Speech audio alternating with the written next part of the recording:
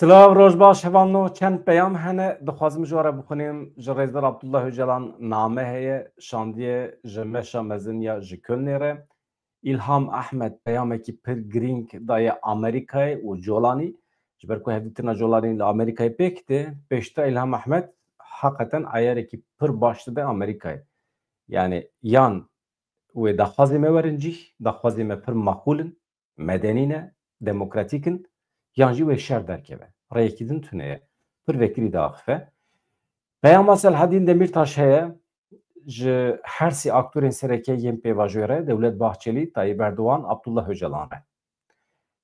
Wekî din jî yên nûçê din hene bi destûra we ez hema dest pê bikim. We got erê temam, süper.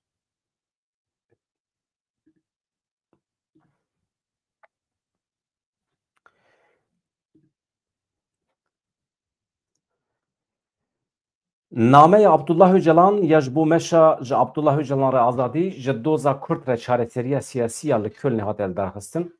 Bi vî şiklî ye bê şîrove ez ji we re bixwînim. Ji tevahî mirovên ji aştî û azadiyê bawer dikin ji dostên xoşewîst hevrê ji hemû hevalan re silav.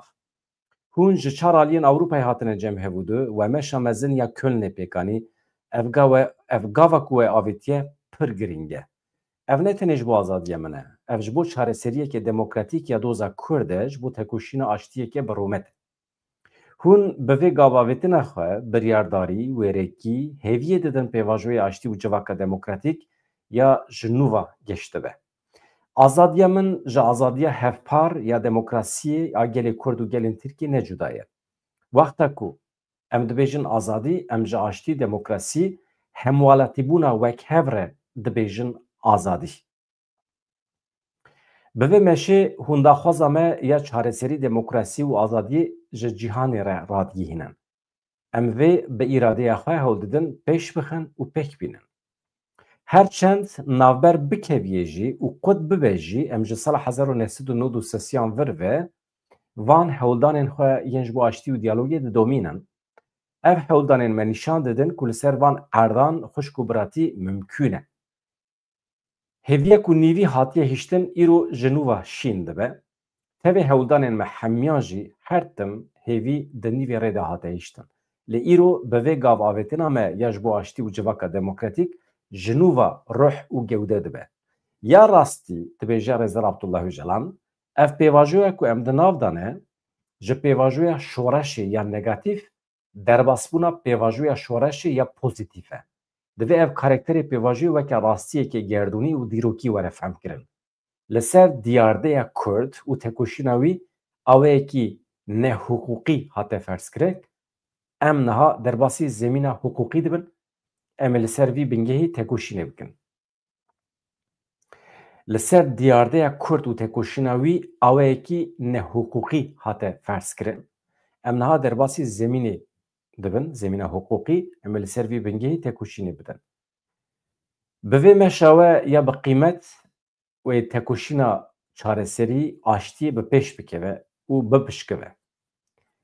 Hevalên hêja hevreyên delal ji bo gelê Kurd bawekî destûrî li cem komarê were qebûl kirin, hebûna xwe weke hemwalatiyekî wekhev li ser zemînekî demokratîk bidomîne, pêdivî bi siberrojeke demokratîk ya Tirkiye ye. Dîsa hem ji bo li Sûriyê hem ji bo li her devera rojhilata navîn ji bo Kurd bê ku ji hebûn û azadiya xwe tavîzan bidin bi tevahî bawerî bi gelan re bawekî wekhev azad aştiya nebijîn divê ji vê re pêşengî bikin. Em vî dengî we yê li Ewropayê bilind dibe dibihîsin. Em dizanin ku muxatab hemû vî dengî we dibihîsin. Ji ber ku hûn ji ber kirinên antîdemokratîk mecbûr mane derkevin derveyê welêt. Hûn wîjdanê çareserî aştiyê ne. Her hewldana we gaveke ji bo xuşk û biratî aştiyê hatiye avêtin. Ez yeqîn dikim ku bi vê îradeya we gelê Kurd bendest hemû wê bigihêjin siberrojekê azad û demokratîk. Ez û hemiyan bi hezkirin hurmeteke naqede bêdawî stilav dikim. Abdullah Öcalan girtîgeha İmraliyê mijdar 2025. Vaya peyama Rêzer Abdullah Öcalan tişta ku mirov vê derê dikare bigrin, tişta ku hate rexnekirin nava hefteborî de yani millet fehm nake ev diyarde ya Kurt gotina diyarde ya Kurt de çi mane min weke Kurtbûn tercüme kiribû ji ber ku Tirkiye wî Kürt olgusu olgu hevalno weke bûyere lê rastiya wî hatiye qebûl kirin. İja ew rexneyên ku têne kirin çima Kurtbûn dibe diyarde yani çima dibe Kürt olgusu çima netewa Kurt nabêjin. Milletê Kurt, gelê Kurt, netewa Kurt netewekî ye, rastiyekî ye li holê ye. Wextê ku tu bibêjî rastiyekî li holê ye, ew rastiya bûyerê dibe olgu. Yani dibe ev diyarde. Yani nîqaş li ser hate çêkirin. Elbet çima Rêzdar Öcalan dibêje Kürt olgusu. Ji ber ku olgu bûyerekî ye ku heqîqeta wî hatiye qebûl kirin. Ama Kurtbûn ne bûyer e. Kurtbûn hebûnekî netewî ye. Mesele ew e. Nîqaş li ser vî hatiye kirin. Ka em binêrin di rojên pêşme de çawa bibe. Mijarekê din ku hat nîqaş kirin ew jî hemwalatîbûna takekesî yani hemwalatîbûna wekev. Mesela li hember qanûnê em hemî wekevin. Ne? Niha îro jî li gorî qanûnên dewleta Tirkiye her kesên hemwalatiyên Tirkiye li hember qanûnan wekevin, îro jî wekeve. Vê derê de a mihîm merov weke netew dikare çiqas wekev be. Çünkü vê derê de em mafê takekesî naxwazin. Ez mafê xwe şexsî naxwazim. Mafê min şexsî li Almanya heye, li Swîsre heye, li her derê heye, li her derê dunya heye. Îro em biçin kîjan welatî li gorî qanûnên wî welatî em ji xwe wekevin. Problem tune ye. Yani kî dizî bike dikeve hepsê. Li hember qanûnan li her derê dunyayê eşit yurttaşlık heye. Di vê derê de dişuna eşit yurttaşlık de ulusal eşit. Mesela netewên li Tirkiye xwedî eynî mafî bin. Mesela di vê derê de ye. Milletê Tirk xwedî kîjan mafî bin, milletê Kurd jî xwedî wî mafî bin. Vê derê de ez bawer dikim nîqaş wê li ser were çêkirin. Merû dikare binirxîne, analîz bike. Di demên pêşme de elbet ne niha pêvajo ji ber ku hê pêş neketiye pir zû hevandin. Yani merû naxwaze neheqî li aktorên sereke ê pêvajoyê bike ji ber ku pir zû ye. Yek ji esasên vê pêvajoyê ew e ku zemînekî demokratîk ava bibe ku merû bikaribe sivan mijara nîqaş bike. Şu armanc ew e ku merû bikaribe nîqaş bike. Mesele ew e. Yani zemîna demokratîk çi ye? Ji bo merû nîqaş bike ne? Yani wextê ku wekeviya netewî çê bibe an netewan milletê Kurd bi qasî milletê Tirk xwedî heqe. Li mekteban wextê ku em dersa dîrokê nîşanê zarokê xwe didin dibe em dîroka Tirkan nexwînin nîşanê zarokê xwe nedin. Wekê dewlemendî dikarî ama esas dîroka Kurd û Kurdistanê dibe em karibin fêrî zarokê xwe bikin. Şiirên Kurd, helbesta Kurd, edebiyata Kurdî em fêrî zarokê xwe bikin. Mesele ne ku em perwerde bikin zimanê Kurdî. Ew têra me nake. Mesele ne ew e ku zimanê Kurdî bibe fermî. Zimanê Kurdî îro di TRT de jî fermî ye. Anadolu Ajansî vekin Kurdî dibêje ama di cümleyekî 5 kelimeyê de 6 cara dibêje terör, rêxistina terorê li jort, rêxistina terorê li jêr manawî tune ye. Merov bi zimanê xwe heqaretê li xwe nake. Di vê derê de ez bawer dikim di demên pêşme de eger ev zemîn pêvajo pêş keve, bi ser bikeve, zemîneke nîqaşa demokratîk çê bibe, merû dikare van mijara bêhtir bîne ser masê. Ev li aliyekî niha em cih bidin kîjan peyamê. Tonkî peyam hene îro. Ez ji we re bêjim. Peyama din a di dorê de a Selahedîn Demirtaş e. Selahedîn Demirtaş çi dibêje? Ez wî jî bînim ser ekranê hevandan. Paşê ez mesajê we dixwînim hûn binivîsîne. Yani ez fikrê we jî merak dikim. Yani ev eşit yurttaşlık pir bala min nakişîne hevandan. Ya rastî.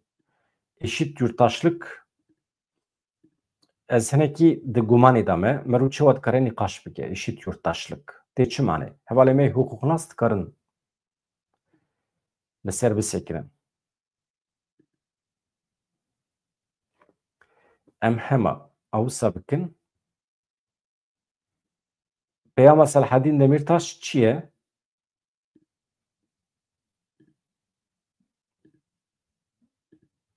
Bi vî şeklî ew çi dibêje? Gavên berbiçav bavêjin, netirsin dibêje. Ez ê hinekî tercüme bikim û biçim. Ez ê zû bi zû bixwînim. Siyasetmedarê Kurd Selahaddin Demirtaş daxuyaniyekê belav kir bang li Serokkomarê Dewleta Tirkiye Recep Tayyip Erdogan, Serokê MHP Devlet Bahçeli û rêberê PKK Abdullah Öcalan kir ku gavên berbiçav bavêjin. Demirtaş bang li parlamenteran kir ku riskî werbigirin. Biçin îmraliyê da ku dawî li vê meselê bîne. Mesela dema bang li parlamenteran dike, dibê çawa hûn radibin zarokê xwe dişînin şerê li hember Kurdan. Hûn ewladê xwe dikarin bikujin, bidin kuştin. Hûn vê riskê nabînin, hûn radibin çûyîna îmraliyê ji xwe re weke riskekê siyasî dibînin. Yaw divê hûn însan in, hûn çawa însan in? Rîska çûyîna îmraliyê bigirin berçava, rîska siyasî bigirin berçavan, bes zarokê xwe neşînin şer. Hûn eger vî rîska siyasî negirin, sibê du sibê zarokê we dîsa dimirin di şer de. Wana ji siyasetmedarê tirkar dibêje. Daxuyaniya Demirtaş wiha ye, dibê rojekî mêrikekî diçe ser doktor. Behsa nexweşiyê xwe dike. Doktor jê dipirse ka dermanekî ku her tim timî bikartînî yan na. Zilam navê dermanekî dide, dibêje erê wele ez wî bikartînim. Bijîşk jê re dibêje ew dermanê ku tu niha bikartînî divê mirovan tike tiryak bi xwe vegire da, divê tu vêya zanî.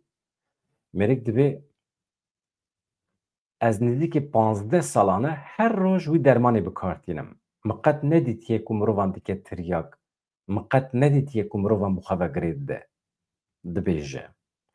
Yani vê derê de nizanim hat fehm kirin. Mêrik her roj dermanekî bikartîne, fêrî wî dermanê bîye. Ama feq nake ku fêr bîye. 15 sale her roj wî dermanê dixwe, dibê na, dibê ez fêrî wî dermanê nebûme. Îkoro tu 15 sale wî dermanê vedixwî, yan jî digirî. Rewşa Tirkî jî bi vî şeklî ye. Dibê fêrbûnên me hene ama em van fêrbûnê xwe nabînin. Zilam dibêje mesela aynî tiştî dike her roj, bi aynî awayî difikire, daxife her roj, em ne dikarin xwe biguherin, dibê em nikarin xwe biguherînin, ne jî em dikarin tiştekî biguherînin. Yani em ne xwe diguherînin, ne tiştekî diguherînin. Em ferqa ezber, şablon, tabûyên ku em tê de asê mane ninin. Em ne dibê firqê dane. Derdora me çi heye? Bana mühim in. Dibê em bikaribin şablonên derdora xwe, ezberên derdora xwe, tiştî ku me ji xwe re kirine tabû. Tabû çi ye? Tiştên pîroz in. Tu dibê aman aman bila hil neweşe. Selahaddin tiştê giran dibêje niha, hûn ê bibînin. Dibê hûn ê bibêjin bizim şehîtlerimiz ne olacak? Yani şehîdê me wê çi bibin? Dibê dev ji şehîdê xwe jî berdin. Yani her dawa ku merov di rêya wî de bimire, nayê wê manê ku ew dew pîroz e. Tonkî daw hene. Mesele hene merov di rêya wî de armanca wî de dimire ama ne mecbûr e pîroz be. Ji ber ku tu wan dawan pîroz bibînî, tu her bimirî û bimirî û bimirî. Çareser nakî. Eger kesekî ji ciyê xwe gavekî navêje, eger nelive, em nikarin derfetên çareseriyê yên nû û afrîner ava bikin.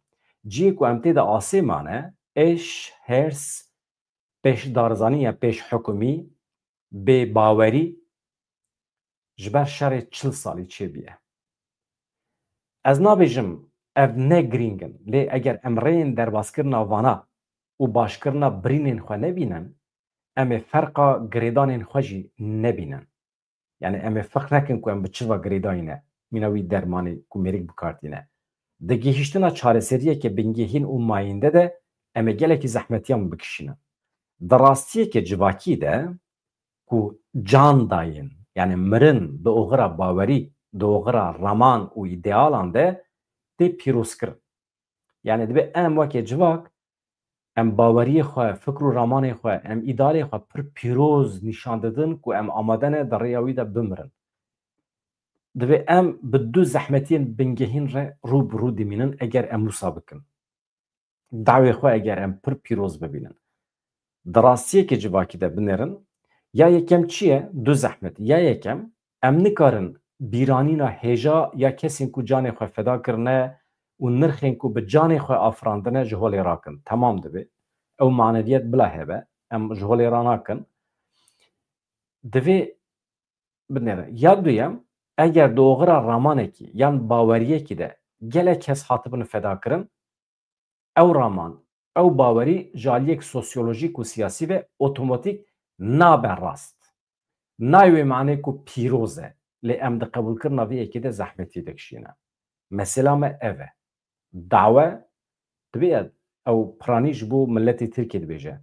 Dibêje zarokê me çûne şehitlerimizin kanı ne olacak? Yani şehîdê me wê çawa bin, insanê me mirine wê çawa bin. Armancekî sexte ji xwe re çêkirine, armanca sexte ji xwe re pîroz dibînin, zarokên xwe, ewladê xwe di wê armancê de dane kuştin û paşê jî û her didomînin. Sirf ji bo bi Kurdara li hev nekin, wan armancê xwe siyasî hê jî pîroziya wan didomînin. Selhedîn Demirtaş vê mantalîteyê erexne dike. Dibe eger dogera ramanekî de, fikrekî de, dogera baweriyekî de gelek kes hatibin fedakirin, nayê wê manê ku ew raman, ew bawerî ji aliyê sosyolojîk û civakî ve rast e. Ji ber vê yekê em ditirsin û xwe didin paş ku em tiştên nû bifikirin, tiştên nû em bikin. Dema ku dogera welat de, dogera ala yani bayrak îdeolojiyê de yan jî dogera rêxistinê de ew qas can hatibin fedakirin, em heta kengî wisa bidomînin. Divê em êdî di xalekî de yani li derekî bi vê yekê bawer bibin ku di vê qonaxa ku em gihîştinê de yek zarokekî me jî êdî canê xwe feda neke. Ji bo tu tiştekî dibe însan êdî nemir.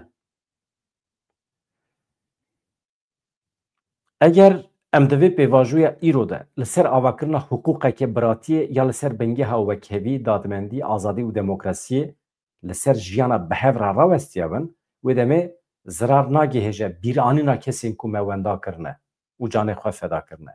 Yani bîranîna şehîdan.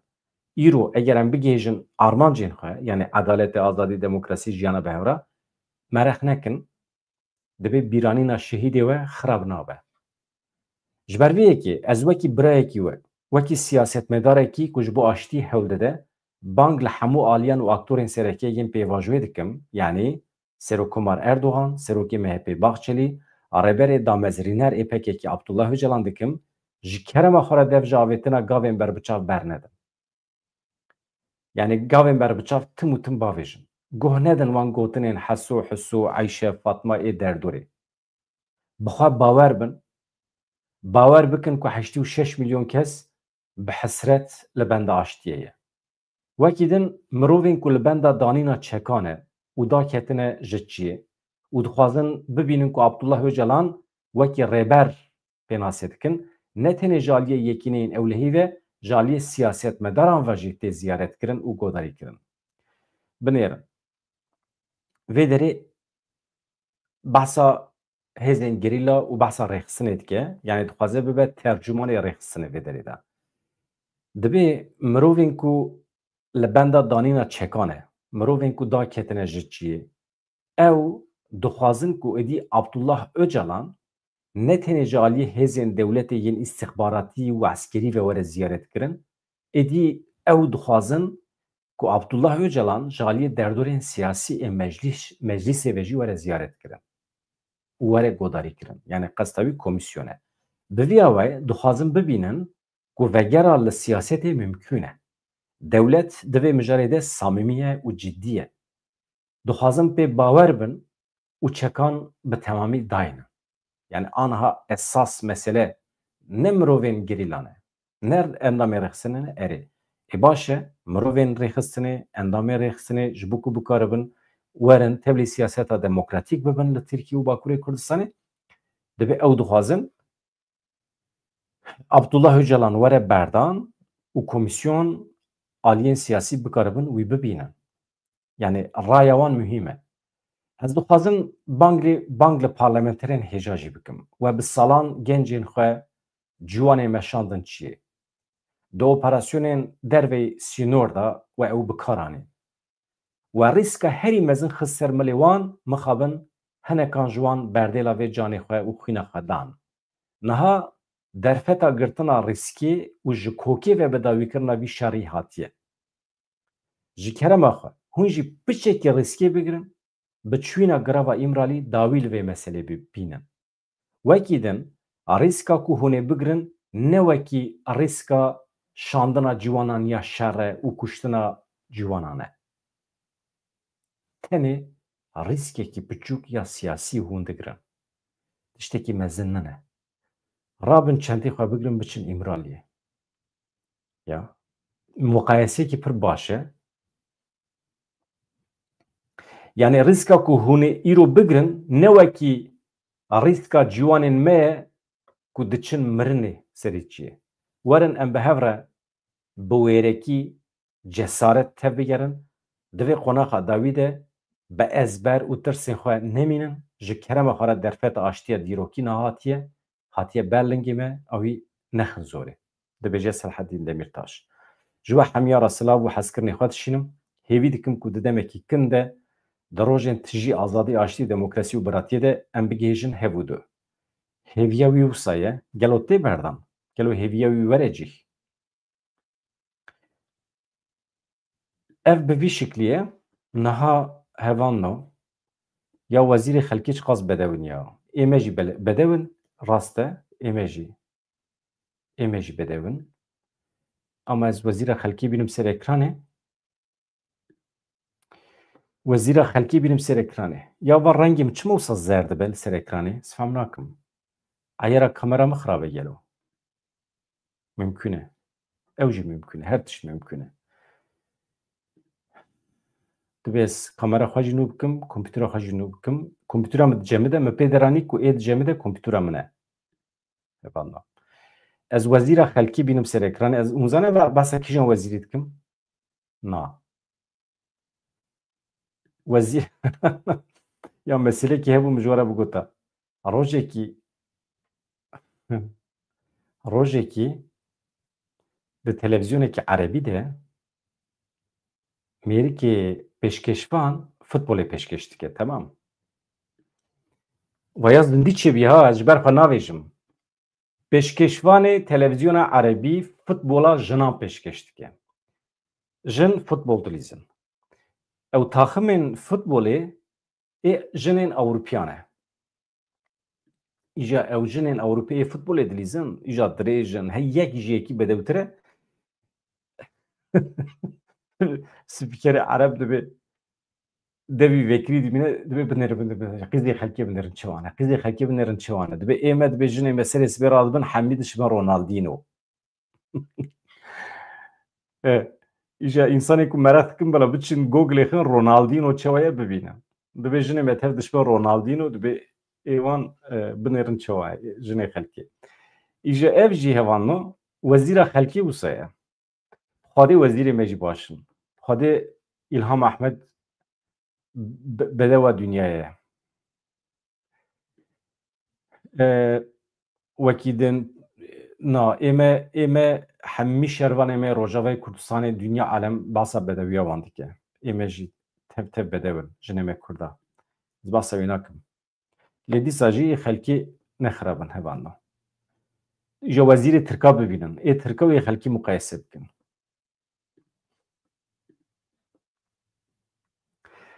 Berdevka Wezîreta Karê Derve ya Rûsya veya berdevka Wezîreta Karê Derve ya Rûsyayê Maria Zakharova diyar kir ku Rûsya li Tirkiye û Bakurê Kurdistanê ji bo çareserkirina pirsgirêka Kurdan piştgiriyê dide çareseriya siyasî. Zakharovayê di derbarê pêvajoyê de ku di niha navbera Kurd û Tirkan de pêş dikeve, ara gihand ku Rûsya piştgiriyê dide çareseriya siyasî. Mesela Rûsya hema cara yekeme di derbarê pêvajoya li Tirkiye de xwe îfade dike meseleya di navbera Kurd û Tirkan de. Zakharovayê her wiha balkişan serveyekî ku tevê sektora taybet duwarê gaz û petrolê de bi Sûriye re di nava gotûbêjan dane ji bo hilbijartinên pêşerojê yên Iraqê jî hêviya serkeftinê xwest.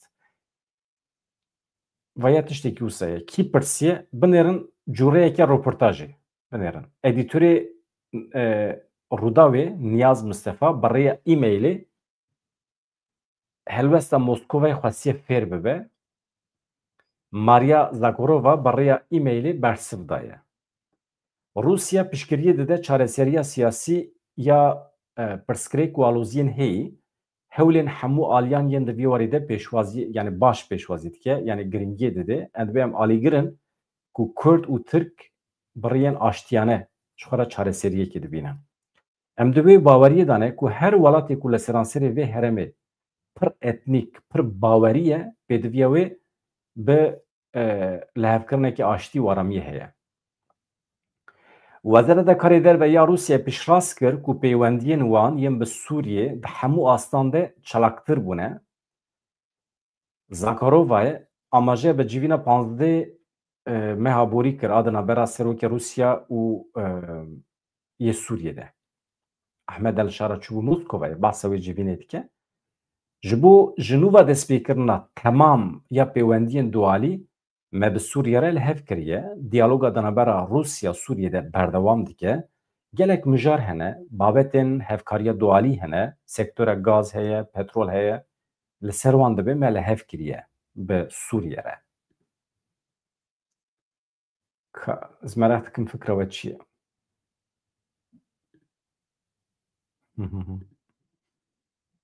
Tamam. Bes ew qasa.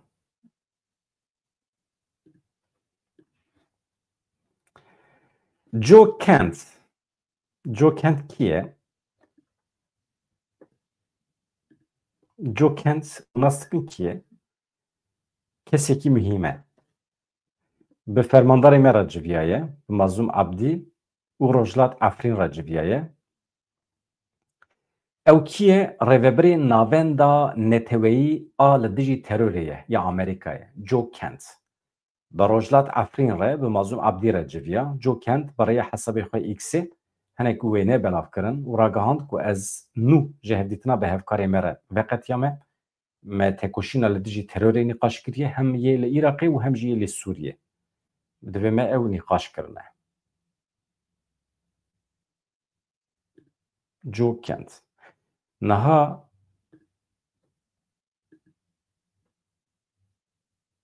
ma hûn dixwazin bibînin? Niha. Hûn naxwazin bibînin belkî. Hûn nebînî jî dibe, hûn bibînin jî dibe. Hevanno. Tişnabe. Eger ez bibînim ez ê fotoğrafî nîşanê wedim. Ez di nûçeyê xwe bidomînim. Hevanno.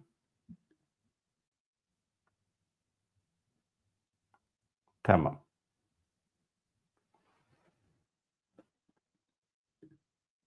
Hevalê ku hîn nebûne abone ji kerema xwe re eger hûn bibin abone pir kêfxweş dibim. Çend nûçeyên din hene ez ji we re pêşkêş bikim. Wekî din peyama kî ma? Deqekî. Ha, Tirkiye. Hevanno, Tirkiye biryarekî pir ecêb daye. Aviya muhaqqaq dibe ji we re pêşkêş bikim. Binêrin. Tirkiye biryar daye Netanyahu bixe bin çavan, bavêje hepsê. Dewleta Tirkiye biryar daye Netanyahu binçav bike. Vaya tiştekî pir mühîm e.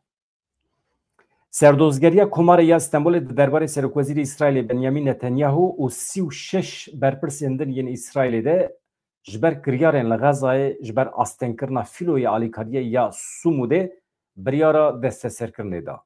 Serdozgeriya Stenbolê di derbarê 37 berpirsên İsraîlê de ku di nav de Serokwezîr Benyamin Netanyahu heye, Wezîrê Parastinê İsraîl Katz heye, Wezîrê Ewlehiya Neteweyî Itamar Ben-Gvîr heye, Serok Ekranê Giştî yê Eyal Zamîr, Fermandarê Hêzên Deryayî David Sar Salama heye, bi hinceta kiryarên li Xezayê astenkirina fîloya Sumûdê lêpirsîn daye dest pê kirin. Dadgeha Cezayê Surheyê Stenbolê li ser daxwaza serdozgeriya Komarê di derbarê 37 berpirsên İsraîlê de biryara binçavkirinê da. Dibêje çi? لگوری دلیلین که هاتنه به دست خستن هاتیه دست نشان کرن برپرسین دولت اسرائیل جبر کریارین توانین لدیجی مروایی جبر کمکوژین باوی که سیستماتیک لغزای هر وها جبر کریارین لدیجی فیلویا سوموده برپرسن افکس بیشتی که هات دست نشان کرن گمانبار نها نل ولات منه نکارون ورن بنچاف کرن هفته مها بوری لسر داخوازا مه دادگاه جزای صلحیه استانبول یعنی هفته وی مه جبو 37 گمانباران دبیجه بریار دایه فرمانا گرتنی دا یعنی دادگاه جزای صلحیه استانبول فرمانا گرتنی دایه درباره وان کسانده که من ناوی وان خواند لجور لیپرسیم به بالداری باوی کی پر عالی ددومه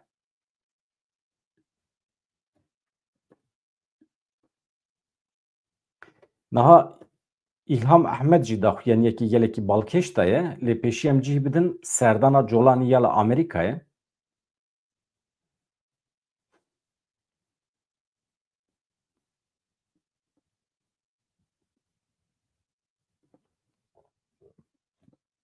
em wisa bidomînin hevano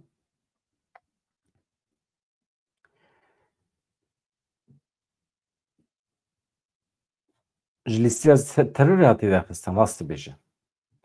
Wezareta Karê Derve ya Amerîkayê bawekê fermî ragihand ku wê Serokkomarê Sûriye Ahmed el-Şara ji lîsteya xwe ya taybet ya terorê derxistiye. Ev gav çend roj beriya serdana Ahmed el-Şara ya Washingtonê hatî avêtin wekî guherîneke bingehîn di siyaseta Amerîkayê li hemer Sûriyê de tê dîtin. Berdevkê Wezareta Karê Derve ya Amerîkayê Tommy Pigo di daxuyaniyekê de hûrguliyên zêdetir eşkere kirin dibêje Hikûmeta el-Şara siyaseta Amerîkayê li herêmê qebûl kiriye. Ahmed el-Şara ku berê pêwendiyên wî bi rêxistina El-Qaîde re hebû ji aliyê Amerîkayê ve wekî terorîstê ê cîhanê ê diyarkirî hatibû pênasêkirin berê xelatekî mezin li ser wî jî hatibû danîn. Ahmed el-Şara roja duşemiyê li Koşka Spî bi Serokkomarê Amerîkayê Donald Trump re li hev dicive. Ev ê bibe serdana yekem ya Ahmed el-Şara ya ji bo Washingtonê û bibe serdana duyem ya ji bo Amerîkayê ku beşdariya civînekê Netewên Yekbûyî ya li New Yorkê kiribû. Wekî din niha ev Ahmed el-Şara ekîba wî ya şer yani çeteyên wî heye Tahrir el-Şam ku berê girêdayê rêxistina El-Qaîde bû meha tîrmeha borî ji aliyê Washingtonê ve ji lîsteya terorê hatibû derxistin. Meha Gulanê Şara cara yekem li Riyadê bi Serokkomarê Amerîkayê Donald Trump re civiyabû. Piştî civînê Trump soz da ku wê cezayên aboriyê li ser Sûriye rake. Serokê Sûriye Ahmed el-Şara roja duşemiyê wê Amerîkayê ziyaret bike mafê Kurdan parastina berjewendiyên Amerîkayê yên li rojata navîn were nîqaş kirin. Ji sala 1946 vir ve hevano tu serokekî Sûriyê neçûye serdana Amerîkayê Koşka Spî. Belkî çûbe Amerîkayê neçûye Koşka Spî. Amerîkayê berê ziyaretê Ahmed el-Şara ji lîsteya terorê derxist Washington dixwaze Sûriyeyekî aram dûrî bandora İran û Rûsyayê bibîne. Dixwaze îmkanekê bide vê hikûmetê da ku xwe îspat bike. Tê gotin Trump li ser daxwaza Şahê Erebistana Siûdî Mihemed bin Selman bi şer re civiyaye qebûl kiriye. Ya duyem pirsgirêka yekparçeyî axa Sûriyê di dilê rojhilata navîn de ew hebû. Yani welatên Ereb dixwazin navbera Sûriye û Amerîkayê çê bikin bi armanca ku Sûriye perçe nebe ji Kurdan re pergalekî çênebe. Ji aliyê din ve bi taybetî di Kongrêde di derbarê danûstandina bi pêkhatiyên li Sûriyê hin ew kene yani nakokî hene. Yani Kongreya Amerîkayê jî gelek endam ji hikûmeta nû ya Şamê gelek endamên Kongreya Amerîkayê hene ew jî nerazî ne ji helwesta Şamê ji helwesta Donald Trump jî nerazî ne. Yani dibêjin Kurdan bi tenê nehêlin, Durzî û Xristiyanan bi tenê nehêlin. Yani di vî aliyê de dilgiranin parastina mafên kêmenetewan. Em Kurd elbet em gotina kêmenetewê red dikin ji ber ku em ne kêmenetewin. Em şirîgê Sûriye ne yan jî em dibin welatekî serbixwe hevalino.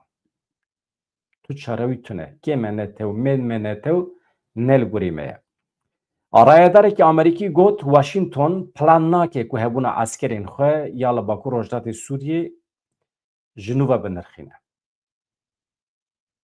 Dibêje piştgiriya me ya ji bo qesedê wê bidome. Rayedarekî Amerîkî got heta niha niyeta welatê me tune ku hebûna hêzê xwe ê li Rojavayê Kurdistanê yan jî li baregeha Tenefê ji nû ve di ber çavara derbas bike. Niyetekî me wisa tune ye.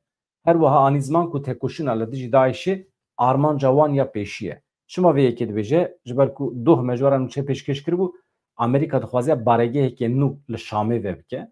Ew hebûna me ya li Şamê eleqewî bi ya Rojava tune ye. Rayedar ji medyayê Amerîkî re destnîşan kir ku Washington bi rêya Qesedê destekê dide têkoşîna li dijî Daişê. Armanc pêşîgirtina li ber vegera gefa terorê ye ku niha li hin hereman dewam dike. Rayedarê Amerîkî anî ziman ku Amerîka niha navendeke mîna ya hevbeş ên ku li hin welatan ava kirine li Sûriyê jî ava bike. Mesele ew e.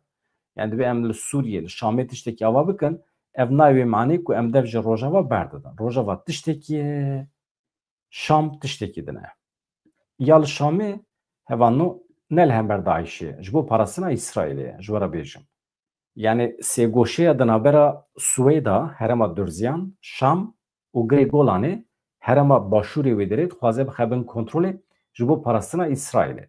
Yani xuya ye demên pêş me de ew der ji İsraîlê re dimîne. Eger dewleta Tirkiye hinek dengan derbixe ew ê Afrînî jî ji Tirkiye re bihêle. Weke Hatayê. Ê wenda dike dîsa em Kurdin. İlham Ahmed min qismekî daxuyaniya wî axaftina wî bi we re par vekir û vêsibê lê ez hinek behsa hin aliyên din bikim. Hevseroka Daireya Têkiliyên Derve ya Rêveberiya Xweser İlham Ahmed di konferansa YRJ Yeketiya Ragihandina Jinê de axivî. Niha doza Sûriyê derbasî Washingtonê bû. Em rast dibînin ku ceza werin rakirin li ser temamê Sûriyê. Rast em ne li dijin. Lê pirsgirêkên li Sûriyê çareser nebûne. Divê dengê jinan, dengê gelan were bihîstin dibêje İlham Ahmed.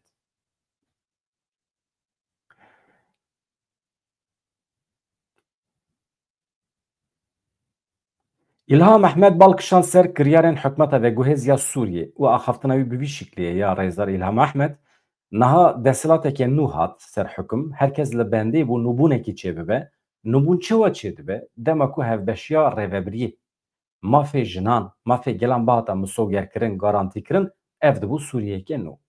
Hevbeşiya rêveberiyê hûn zanin çi hevan nû? Yani rêveberiyê mirov bi hev re bi rêve bibe. Ne tenê yek, ne tenê mantiqekî. Hevbeşiya rêveberiyê çêbibiya mafê jinan, mafê gelan bahata misogerkirin temam me bigota Sûriyeyeke nû heye. Lê heta niha rêveberî pêvajiyekê demkî heye li gel ku li Peravê li Swêdayê alozî çêbûn kesên bi darê zorê hatine koçberkirin ve negeriyaye. Pirsgirêkên heyî çareser nebûne. Hêzên derve dixwazin bi lez bi kurtayî meselê çareser bikin. Niha pêvajo derbasî Washingtonê bûye. Rêveberên hikûmetê yên di lîsteya terorê de ne ji lîstê hatin derxistin. Hew didin ceza rakin li ser Sûriyê. Em dixwazin ceza werin rakirin. Lê divê guhertin werin kirin. Diyaloga hundirîn gelekî lawaz e. Ji bo vê parlamentoyekî tê amade kirin. Lê hinek beşên Sûriyê beşdar nebûne. Di parlamentoyê de her heremnayê temsîl kirin. Tiştên kêm hene mafê gelan nehatine nas kirin dibêje İlham Ahmed. Bahsa pêvajoya li Tirkiye jî kiriye İlham Ahmed. Niha li Bakurê Kurdistanê li Tirkiye pêvajoyekî heye. Di aliyê Tirkiye'de dödilî heye. Tirsekî heye. Ji çi tirsin bana? Diyare destwerdan li ser vîna Tirkiye çêdibe ku wan dide rawestandan. Em dixwazin îro bi Şamê re pirsgirêkê xwe çareser bikin. Em ji bo vê ciddî ne. Divê Tirkiye jî gavên erênî ji bo çareseriya pirsgirêka Kurd û demokratîkbûnê bavêje. Eger li Tirkiye aramiyekê hebe, rola Tirkiye di Sûriyeyê pir giran û mezin e. Ji bo vê derê jî çareserî bibe, divê Tirkiye jî li wê derê gavan bavêje. Yani Tirkiye û Sûriye di mesela pêvajoyê aştî de girêdayê hevûdin e. Yani ji bo ku li wê derê çareserî çêbibe, divê Tirkiye jî li wê derê gavan bavêje. Yani demokratîkbûn, naskirin, naskirina çi? Mafê jinan, mafê gelan. Yani Türkiye jî zayıf nake, Suriye jî zayıf nake. hûn ji çi tirsin? Yani eger demokrasî bi pêş bikeve, mafê jinan, mafê milletan li Tirkiye jî li Sûriye jî were naskirin, her du dewletan jî bi hêz dike, piçûk nake. Dervayê wê gefên ku ji nû ve rê li şeran veke, ji her kesî re dibe zerar e, fayda wî tune ye. Derkete holê ku ji şer fayde ji tu kesekî dernakeve. Yani ji şer yani şer fayda nagîne tu aliyekî. Bila were zanîn, gelê me ne berxêber kêrê ye, ne berxê qurbanê ye. Vîna gel ya parastina xwe derketiye holê. Vîna gel a parastina xwe bi xwe derketiye holê yani. Divê dewlet vîna gel nas bike. Eger adalet demokrasî pêk neyê, rêyekî din şer e. Em naxwazin qala şer bikin. Em dixwazin aştî pêk were.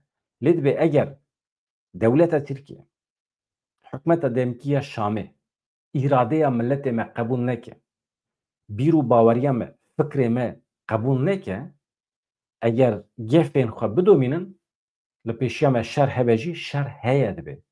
Em ê li ber xwe bidin. İlham Ehmed wisa dibêje. Yani em teslîm nabin.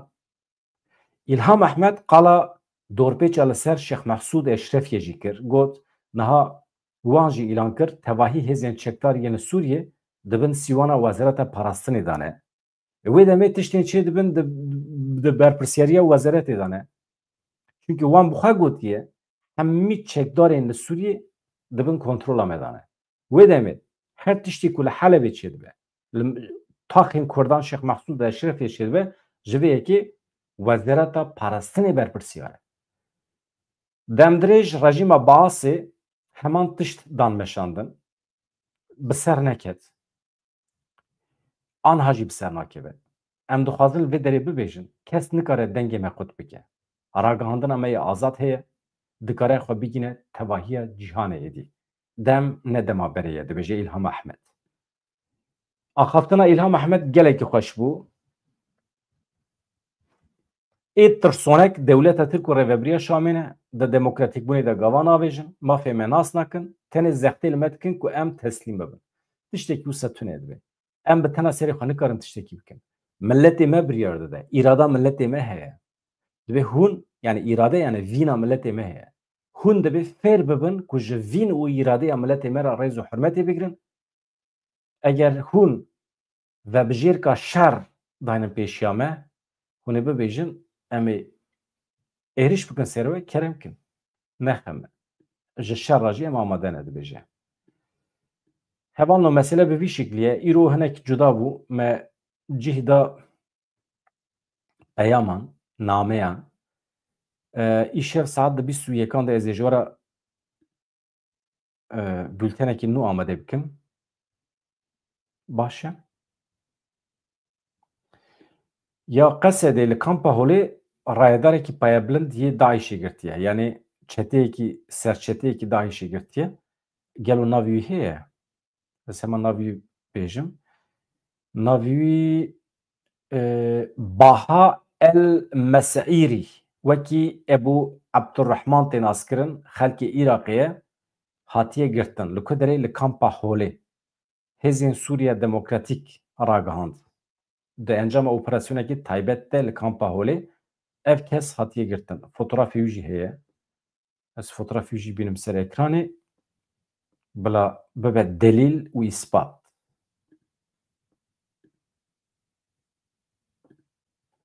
Bi vî şeklî ye. Ka me guhem bînin ser ekranê çê nabe. Ev e hevana. Baş e tîmên operasyonên leşkerî ev operasyon pêkaniye.